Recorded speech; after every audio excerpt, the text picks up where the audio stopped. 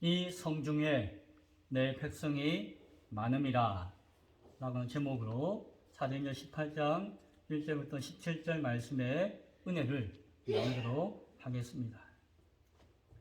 바울이 고린도에 도착했습니다. 앞서 아덴에 있었죠. 아덴에서 실패를 경험하고 이 고린도에 왔어요. 아직까지도 혼자였습니다. 고린도가 어떤 도시인가 하니 그 그리스 안에 아가야라고 하는 지역에 있는 중심 도시였어요. 그 도시는 대도시였어요. 항구 도시였습니다. 그래서 무역이 아주 발전했어요. 무역이 발전하고 상업도 발전하고 사람들도 많은 거대한 중심 도시, 풍요로운 도시가 바로 고린도였어요. 우리가 따지면은 저기 뭐 인천항이나 저 부산항이나 그런 큰 대도시였다라고 생각하면 되실 것입니다. 그리고 고린도는 그리스가 그랬잖아요. 아덴에서도 수많은 신들과 종교들이 다 모여 있듯이 이 고린도에서도 온갖 신들과 종교들이 다 모여 있었어요. 그런데 고린도는 부유한 가운데 그 종교들이 다 혼합되어 가지고 짬뽕되어 서 있는 것이 특징이었고, 그 중에서 가장 두드러지는 종교가 무엇이었는가 하니 여신을 숭배하는 종교였어요. 그 고린도에는, 저 고린도 언덕 위에 그 중심 지역에는 아프로디테라고 하는 여신을 섬기는 신전이 있었어요. 그 유럽에서 제일 큰 신전이 거기에 있었던 것이에요. 그 신전이 얼마나 큰가 하니 거기서 일하는 사람이 한 1000명이 넘었대요. 그 신전에서 일하는 사람이 1000명이 넘었는데 그 1000명 넘는 사람들 가운데 대부분이 여자들이었어요. 젊은 여사제들이 그 신전에 1000명이 넘었고 그들이 여신을 숭배하는 종교 행위, 예배 행위는 아주 음란했어요. 그래서 남자든지 여자든지 그 신전에 오면은 그 성전에 있는 여사제들과 함께 행음을 하고 간음을 하고 혼음을 하면서 그것을 통해서 그들의 여신을 숭배하는 종교가 바로 거기에 있었던 것이에요. 그러다 보니까 그 도시의 중심에 그 거대한 여신을 섬기는 신전에서 그냥 음란한 행위들이 종교적인 행위라고 하는 이런 가운데서 자행되어지다 보니까 그 문화가 그 도시 가운데 많은 영향을 주었던 것이에요. 그래서 고린도 지역은 참으로 음란한 문화가, 우리가 보기에는 참으로 음란한, 종교적으로 합법화되어진 음란한 문화가 가득했던 도시가 바로 고린도였다라고 이야기합니다. 이전에 바울이 전도 여행을 했잖아요. 그때 다녔던 도시와는 비교할 수 없이 큰 도시예요. 고린도는. 사람도 굉장히 많아요. 문화와 역사와 전통도 가득가득했어요. 바울이 그리고 그전에는 여러 동역자들과 함께 다녔잖아요. 그런데 아덴에 있다가 여기 고린도 올 때에는 여전히 바울은 혼자였어요. 자, 그러면 바울의 마음이 어땠을까요? 예전과 같았을까요? 아니에요. 바울의 마음이 쪼그라들었어요. 두려운 마음이 들었다고 해요. 성경이 그렇게 이야기해요. 왜 그랬을까요? 하나는 그 고린도 도시 그 자체가 거대하고 어마하고 죄로 꽉 차 있으니까 바울 혼자 턱 보니까는 이야 하고 아마 눌리는 것이 있었을 것이요. 바울도 사람이니까. 그리고 거기에는 다른 데보다도 더 강한 핍박이 있었습니다.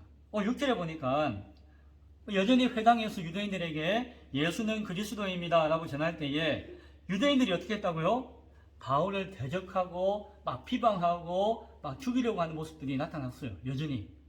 그리고 12절에 보면은 나중에 그 지역에 총독이 바뀌니까 그 사람들이 총독에게 바울을 끌고 가가지고 법정에 세우는 거예요. 그리고 바울은 이런 죄를 지었습니다라고 있는지 없는지 다 갖다 붙여가지고 무엇을 했나요? 고발했어요. 법정에 고발까지 하게 되었어요. 대적하고 비방하고 고발하고 때려 죽이지 않아서 다행일 정도로 큰 핍박이 바울에게 있었습니다. 그런 분위기가 다른 도시와 다르게 크게 있었던 것이에요. 그리고 우리가 생각할 수 있는 것은 지난주에 말씀을 나누었지만 앞서 아덴은 그렇게 큰 도시는 아니었지만 거기에서 바울은 어땠나요? 처음으로 실패를 경험했어요.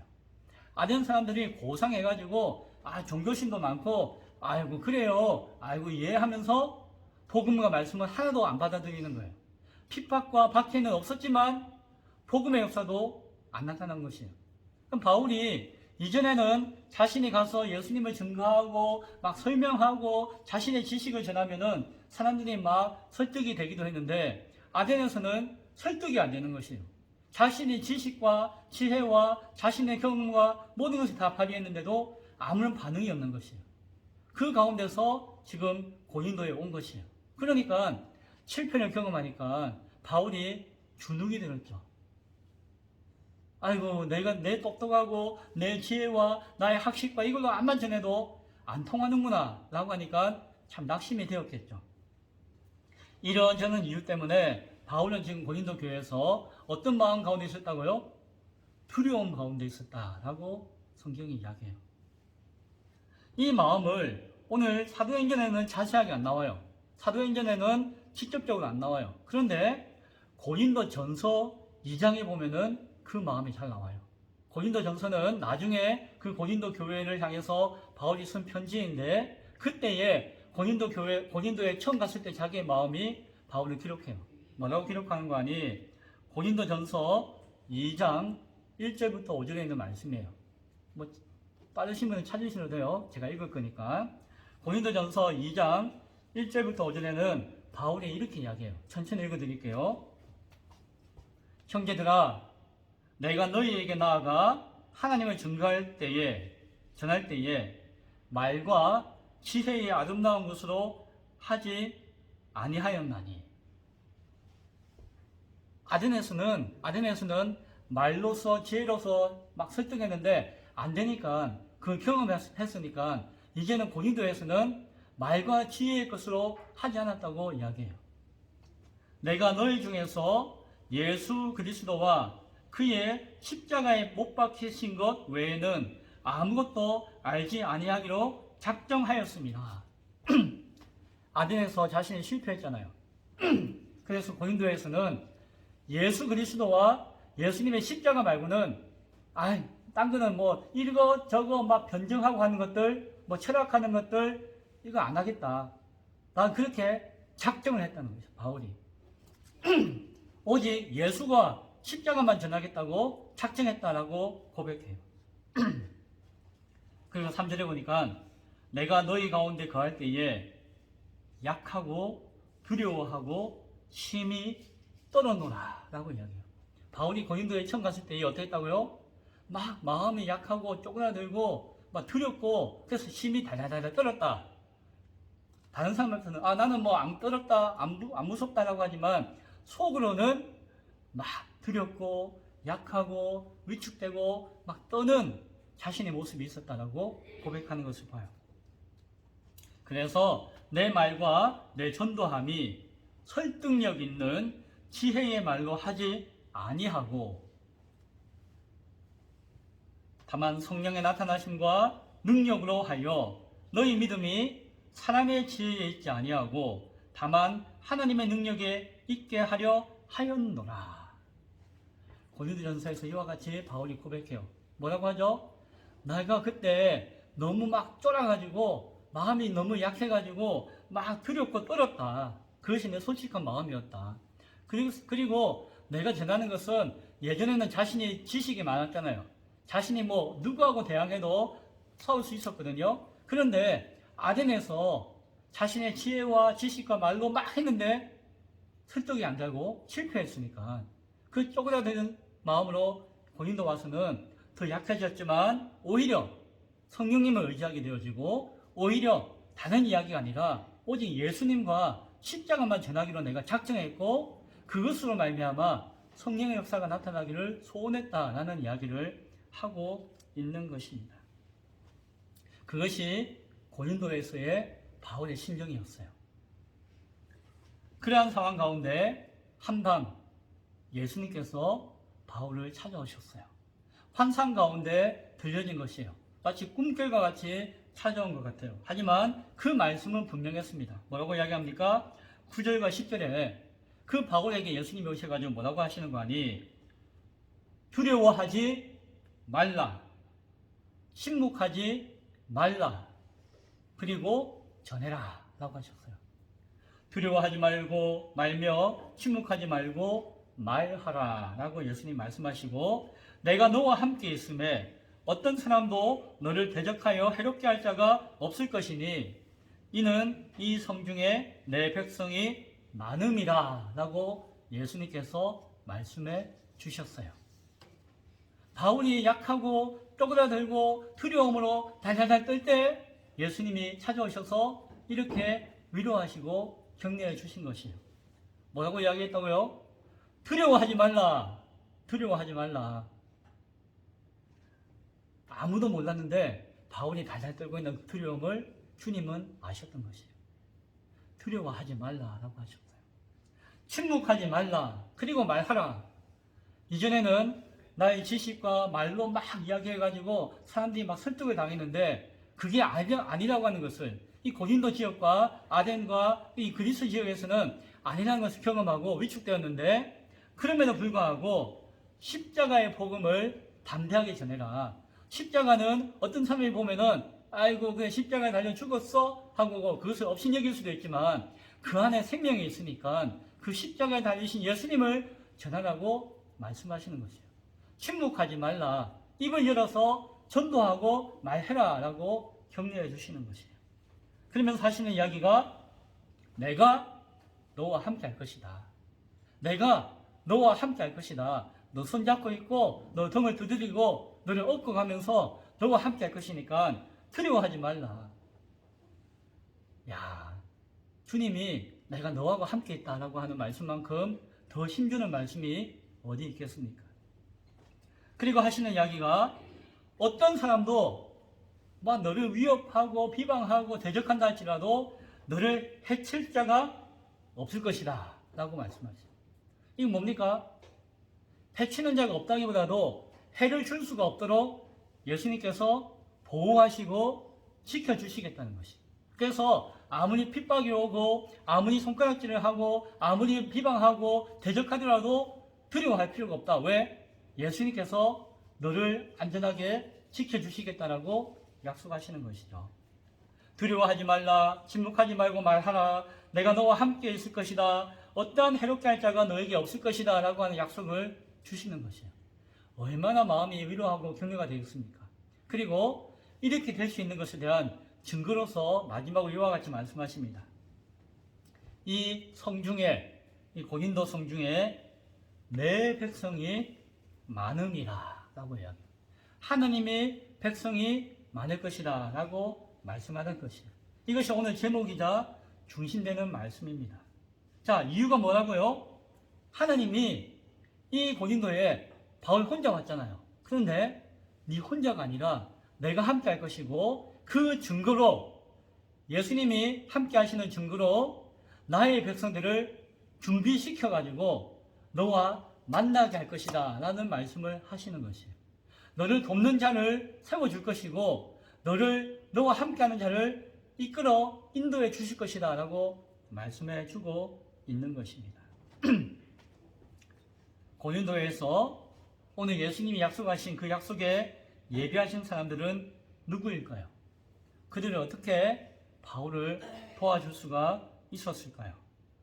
바울을 돕게 될 것이라는 그 하나님의 약속은 어떻게 이루어질 것인가요? 오늘 성경에 나와 있는 인물들을 통해서 확인해 볼 수 있습니다. 바울은 혼자 고린도에 왔어요. 그 마음이 두렵고 떨림으로 아주 힘들었다라고 이야기했죠. 그러나 그때에 하나님은 아굴라와 브리스길라 부부를 준비시켜 주셨어요. 아굴라와 브리스길라 부부는 바울이 도착하기 6개월 전에 고린도에 왔어요.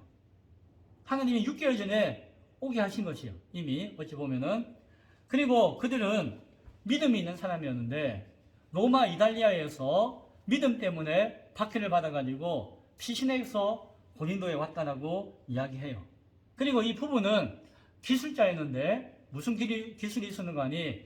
장막을 만드는 기술이 있었다고 해요. 그거는 바울이 가지고 있는 기술과 같은 것이네요. 그러니까 하나님이 믿음이 좋고 바울과 함께 일을 할 수 있는 이 부부를 6개월 전에 고린도에 보내주신 것이에요. 그럼 바울이 왔더니 이 부부를 만나게 하신 것이에요. 바울이 혼자가 아니라 하나님이 예배하시고 준비하신 이 부부를 만난 것이에요. 그래서 바울이 처음 와가지고 일자리를 찾는데 이들이 미리 자리 잡고 있으니까 바울을 자신의 일자리로 초대해가지고 직장을 구하게 해주시고 일을 하도록 도와준 것이에요. 그러면서 함께 말씀으로 교회를 세우는데 협력했습니다. 아굴라와 브리스길라 부부는 단순히 일하는 그냥 부부가 아니라 하나님의 말씀에 능통하고 깊은 사람이었다는 것을 나중에 18장 26절에 보면 알아요. 그 말씀이 아주 깊이 있는 말씀에 충만한 부부였다는 것을 성경은 우리에게 보여줘요. 이 부부를 하나님이 예비시켜 놓은 것이에요. 하나님이 그들을 만나서 바울을 돕도록 하신 것이었어요.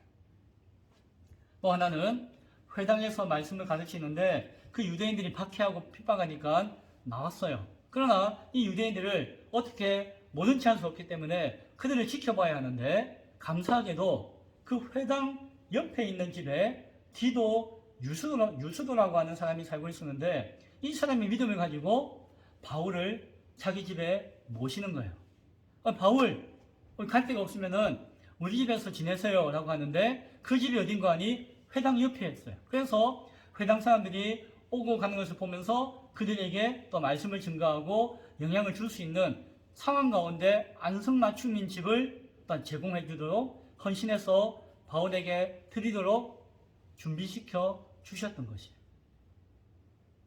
또한 5절에 보니까 저기서 헤어졌던 그 바울의 동역자인 실라와 아들과 같은 제자였던 디모데가 이곳으로 왔어요.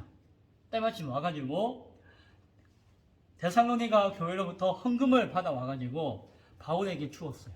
그럼 바울이 그전에는 혼자서 먹고 살려면 힘들잖아요. 그래서 막 일도 하고 했는데 이들이 헌금을 가지고 와가지고 이제 바울이 전심으로 이제 모든 시간을 다 바쳐서 말씀을 증거할 수 있도록 도와주었던 것이에요. 또한 신라는 바울과 함께 동역했고 디모데도 바울을 잘 섬기면서 함께 동역한 것을 보게 되어져요. 바울이 혼자인 줄 알았는데 기대도 안 했던 신라와 디모데가 헌금을 가지고 와가지고 바울이 편안하게 복음 사역을 하도록 돕는 것을 보여주고 있습니다.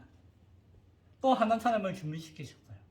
누군가 하니 새롭게 부임했던 그 아가야 지역의 총독 갈리오를 만나게 하셨어요. 갈리오 총독은 유대인들이 갈리오가 부임하니까 새로운 총독이 왔다 해가지고 바울을 고발했어요. 바울이 없는 죄도 만들어가지고 막 거짓으로서 바울을 고발한 것이에요. 그런데 그때에 이 갈리오 총독이 뭐라고 이야기하는 거 아니? 객관적으로 편견 없이 유대인의 편을 들지 않고 이야기해 주었어요. 그런데 객관적으로 편견 없이 있는 그대로 이야기한 것이 누구에게 유익이 됐을까요? 죄 없이 모함당했던 바울에게 유익이 되는 것이에요. 그래서 바울이 이런저런 막 변명을 해야 되는데 갈리오가 변명도 하기 전에 이미 이것은 이렇고 저것은 저렇고 당신들 유대인들이 고발하는 것은 옳지 않으니까 나와 상관없으니까 가시오라고 이 법정에서 쫓아내었어요. 누구를?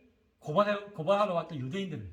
바울이 한마디도 안 해도 저절로 이 총독이 문제를 해결시켜 주었던 것이. 그리고 그 전에 또한 회당장 중에 한 사람이었던 그리스보라고 하는 사람과 그 가족이 바울로 말미암아 믿음을 가지게 되는 사건도 우리 바라봅니다. 자, 유대인들이 이 법정에서 쫓겨났을 때에 재미있는 사건이 하나 나타나는데 뭔가 하니 그 당시에 처음 복음을 가지고 믿었던 회당장은 아니고 다시 그 다음에 있었던 회당장인 소수대네가 유대인들을 대표해가지고 이끌고 법정에 가서 고발했잖아요. 그런데 갈리오가 나가는 상관없는 것이고 이것은 옳지 않은 것이니 나가시오라고 쫓아내니까 이 회당장 소수대네와 유대인들이 쫓겨나가지고 밖에 나올 때에 어떤 일이 있었는 거 아니? 그 밖에서 구경하고 있던 많은 사람들이, 이 사람들은 믿음이 있는 헬라인일 것이죠. 이방인들이, 유대인은 아니었어요. 유대인들은 그렇게 못하는데 이방 사람들이 이 회당장을 막 두들겨 팼어요. 때렸다라고 이야기해요. 이 법정 앞에서 막 때렸는데 갈리오가 그것을 보더니 모른 채 했대요. 그러니까 갈리오가 이게 폭력이고 불법이면은 뭐 시비할 만도 한데, 갈리오는 바울이 억울하게 고발당했고 이들이 정말 거짓으로 고발한 것을 알기 때문에 나중에 이방 사람들이 그 고발했던 유대인 회당장을 막 폭력을 행하고 두들겨 팰 때에 갈리오는 아이고 꽃이다 잘됐다 하는 마음으로 모른 채 했다라고 이야기하죠. 이 사람들이 바울에게 얼마나 큰 힘이 되었을까요? 하나님이 예비하시고 준비하신 사람들이 있었던 것이에요. 바울은 위축되고 쪼그라들고 두렵고 떨렸지만, 인간적으로 솔직히 그랬지만, 대사도 바울이지만 인간적으로 그랬지만, 하나님은 이 사람 저 사람 이 모양 저 모양으로 하나님의 백성들을 준비시켜가지고 바울에게 격려하고 위로하고 힘주는 하나님의 그 말씀을 분명하게 성취시켜 나타내 준 것을 우리는 보게 되어집니다. 하나님의 위로하심과 격려하심과 보호하심이 말씀하신 그대로 고린도에 그대로 이루어지는 것을 우리는 확인하게 되는 것입니다. 오늘 말씀을 간단하게 정리하고자 합니다. 약하고 두려워하여 심히 떨어노라 라고 하는 바울의 마음을 주님께서는 아셨습니다. 그리고 위로하시고 격려하시고 함께하시고 보호해 주실 것을 말씀으로 약속해 주셨습니다. 그리고 그 구체적인 증거로 예비하신 하나님의 백성들을 일으켜서 바울을 실제적으로 돕는 것을 보게 되어집니다. 그 결과 바울이 이전에는 자신의 지혜와 말로서 예수를 증거했다면은 이제는 오직 예수 그리스도와 십자가만을 전하는 전도자로 새롭게 변화되어지는 계기가 고린도에 있었음을 보게 되었습니다.